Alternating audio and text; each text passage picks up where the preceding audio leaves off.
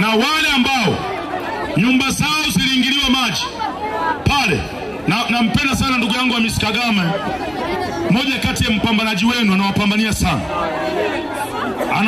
sana. Wale ambao nyumba zao zimeingia maji Katubuka, yale maji tulikuwa tunajua kwamba kimo chake kilikuwa ni kile, lakini wataalamu wetu walielekeza mitaro imeongeza maji, yamekuwa mengi zaidi, ndio maana yameingia kwenye nyumba za watu.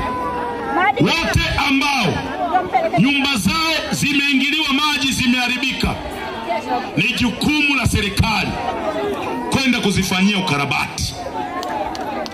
Tunaelewana vizuri? Na nitasimamia hilo.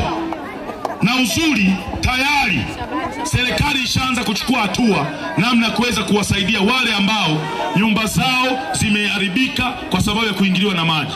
Kazi yangu mimi itaenda kusimamia kuhakikisha pesa zinafika kwa wakati, maji yakishaondolewa wale ambao wako pale nyumba zao zikarabatiwe ili waweze kuendelea na maisha yao kama kawaida. CCM oye!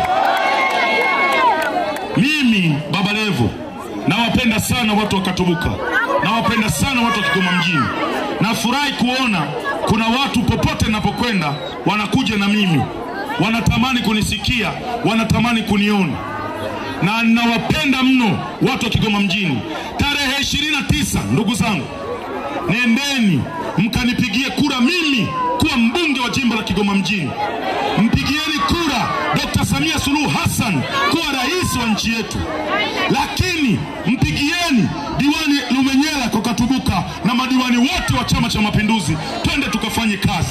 Nawapenda sana watu wa Kigoma, nawafurahia sana watu wa Kigoma. Ningepata hata wimbo mmoja First Time in America hapa.